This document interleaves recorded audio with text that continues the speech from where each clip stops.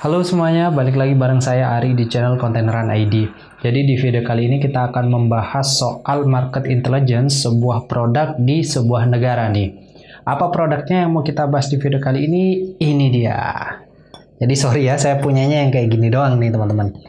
Jadi yang mau kita bahas adalah peralatan rumah tangga yang terbuat dari keramik ke pasar Korea Selatan.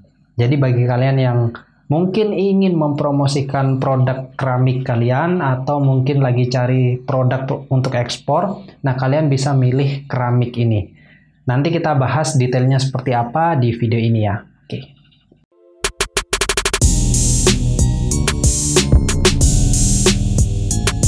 Oke, batasan produk dari video ini adalah HS code 6901 sampai dengan 6912. Pokoknya yang berhubungan dengan peralatan rumah tangga yang terbuat dari keramik aja ya. HS code-nya sudah tertera di layar kaca teman-teman semuanya. Nah, untuk gambaran umum negaranya, Korea Selatan terletak di benua Asia sama seperti Indonesia, dan Korea Selatan ini merupakan negara dengan ekonomi terbesar ke-10 di dunia dan memposisikan diri sebagai middle power country. Nah, luas wilayah dari Korea Selatan sendiri sekitar 100.000 km persegi, jumlah penduduknya 51 juta jiwa, dan juga pendapatan per kapitanya sekitar 40.000 US dollar per tahunnya. Kemudian, tren impor dari produk peralatan rumah tangga yang terbuat dari keramik di Korea Selatan dalam 5 tahun terakhir selalu mengalami penurunan. Dimulai pada tahun 2015, di mana mereka mengimpor sebesar 14.000 ton dengan nilai total 92 juta dolar. Dan terus turun setiap tahunnya hingga pada tahun 2019, mereka hanya mengimpor 12.000 ton dengan nilai total 71 juta dolar. Nah, penurunan ini disebabkan karena populasi di Korea Selatan mengalami piramida terbalik, selaras dengan melambatnya pertumbuhan pembangunan rumah di sana. Sehingga sangat sulit untuk membuka peluang pasar baru, meskipun sudah disokong dengan pembaruan startup seperti Marketplace Incorporate. Tetapi itu nggak cukup meningkatkan dari segi volume. Mereka hanya meningkatkan dari sisi nilainya atau harga jual dari si produk tersebut, sehingga menjadi lebih mahal lagi. Namun, walaupun terjadi penurunan, produsen lokal masih belum bisa untuk memenuhi permintaan dari pasar lokal mereka. Sehingga peluang untuk mengekspor produk peralatan rumah tangga yang terbuat dari keramik ke Korea Selatan menjadi terbuka sangat lebar. Nah, adapun beberapa negara yang menjadi market leader produk peralatan rumah tangga yang terbuat dari keramik diantaranya adalah UK atau United Kingdom, China, Poland, Jepang, Thailand, Portugal, Italia, France, dan juga yang terakhir baru Indonesia dengan market share kurang lebih 0,90%.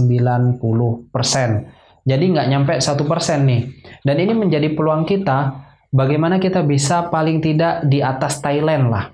Di atas Thailand, yang memiliki market share kurang lebih 4,4%.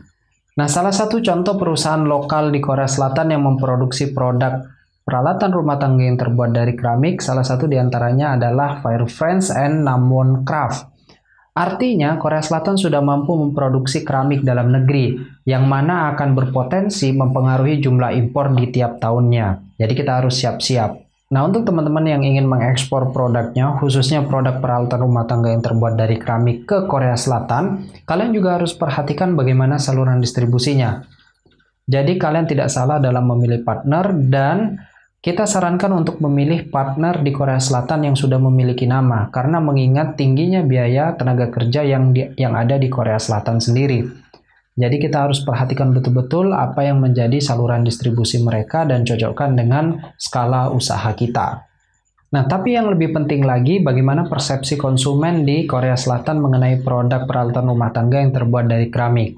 ITPC Busan Korea Selatan sudah mewawancara beberapa distributor, beberapa wholesaler atau beberapa retailer yang ada di Korea Selatan. Nah, kesimpulan dari narasumbernya adalah yang pertama, mayoritas produk luar negeri masih dikuasai oleh China, dikarenakan produk asal China dikenal dengan harga murah dan desain yang mengikuti tren. Jadi kita bisa mengarah ke sana. Bagaimana kita bisa menjadi perusahaan yang efektif sehingga bisa menekan cost, dan juga kita harus mengikuti tren. Apa sih produk peralatan rumah tangga yang terbuat dari keramik yang sedang ngetren nih, baik itu di Eropa, di Asia, atau dimanapun. Nah, kemudian yang kedua, para pelaku distributor dapat memilih produk asal Jepang apabila menginginkan kualitas yang lebih baik, namun akan mengakibatkan kenaikan biaya pembeliannya.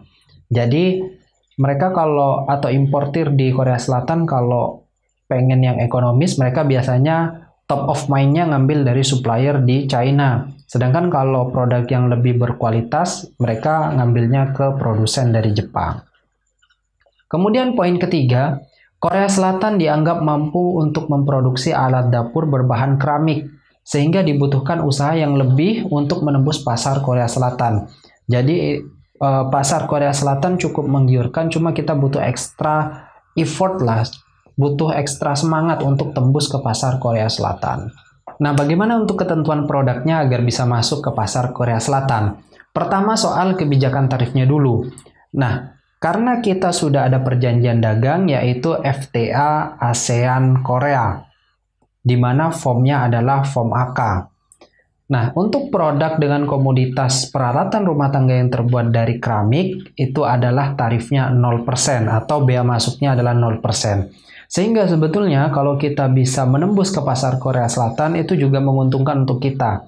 Karena produk kita bisa jauh lebih bersaing lagi dengan tarif 0% tersebut yang ditetapkan oleh masing-masing negara. Kemudian yang kedua adalah kebijakan impor dan juga prosedurnya. Meskipun kegiatan impor clearance dilakukan oleh buyer kita, namun sebaiknya kita juga mengerti dan paham bagaimana prosedurnya. Dan juga dokumen-dokumen yang umum diminta, seperti misalkan invoice, packing list, dan juga bill of lading. Selain itu, juga kita disarankan untuk mengirimkan sampel terlebih dahulu kepada buyer kita yang ada di Korea Selatan untuk nantinya diuji lab. Apakah barang kita mengandung bahan kimiawi atau tidak? Karena peralatan rumah tangga terbuat dari keramik juga termasuk alat makan, sehingga harapannya barang tersebut atau peralatan tersebut bebas dari bahan kimiawi dan aman untuk menjadi peralatan makan. Kemudian yang ketiga adalah sistem labeling. Salah satu ketentuan untuk supaya bisa masuk ke pasar Korea Selatan adalah dengan sistem labeling. Perlu diperhatikan bahwa ada beberapa jenis labeling yang ada di Korea Selatan, seperti misalkan Food Equipment Categorization and Labeling System. Nah, sistemnya menggunakan peralatan yang tidak aman terhadap makanan untuk melampirkan label khusus yang menunjukkan bahwa peralatan diproduksi sebagai peralatan yang berkaitan dengan makanan sesuai dengan standar Future Suite. Setelah kita tahu saluran distribusinya, baru kita bisa menentukan pemasarannya seperti apa atau ketentuan pemasarannya. Umumnya, para bisnismen memiliki trik tersendiri untuk bisa memasarkan produknya. Namun secara umum kita bisa katakan bahwa yang pertama bisa dengan cara meningkatkan kualitas produk. Kemudian yang kedua adalah menjalin kerjasama dengan perwakilan dagang di luar negeri, khususnya Korea Selatan, baik itu atas perdagangan maupun ITPC.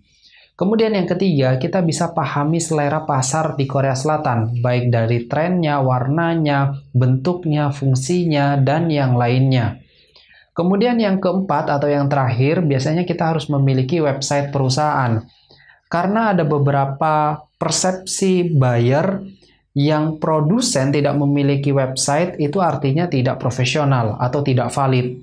Saya pun pernah ketemu dengan calon buyer yang semacam itu. Satu orang aja, saya pernah satu kali ketemu dengan orang yang semacam itu atau buyer yang semacam itu. Jadi daripada kita resiko atau mengambil resiko, lebih baik kita siapkan aja website. Ya paling biayanya hanya 1,5 sampai 2 juta saja untuk setiap tahunnya. Dan itu worth it menurut saya pribadi. Nah gimana nih, menurut teman-teman kira-kira apakah peluang pasar produk peralatan rumah tangga dari keramik sudah cukup bagus ke Korea Selatan? Dan apakah produsen atau eksportir kita possible untuk mengekspornya ke Korea Selatan nih?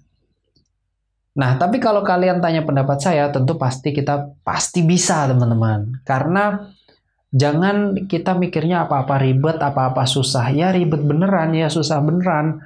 Jadi apapun problem atau masalah yang kita hadapi ke depan, ya kita anggap aja tantangan. Jadi kalau tantangan itu kan pasti berlalu, pasti kita bisa lewati itu. Jadi tetap semangat ya teman-teman. Selain itu, kita juga ingin menginformasikan beberapa hal penting lagi. Salah satunya adalah soal harga nih.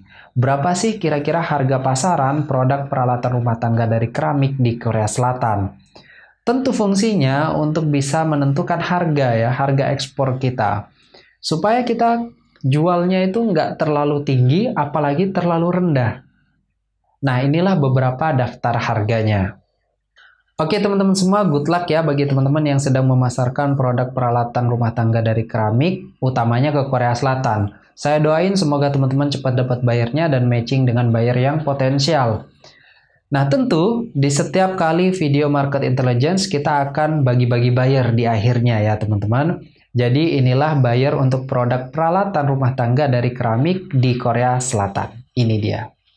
Juga di akhir video ini saya juga nggak bosan-bosan ngingetin terutama kepada diri saya dan juga teman-teman semuanya, lakukan atau promosikan data ini, gunakan data ini dengan bertanggung jawab. Kita bukan hanya membawa nama produk kita dan juga perusahaan kita, tapi yang kita bawa adalah supplier Indonesia dan juga nama produk Indonesia. Terima kasih teman-teman sudah menonton video ini, sampai jumpa di video berikutnya, bye!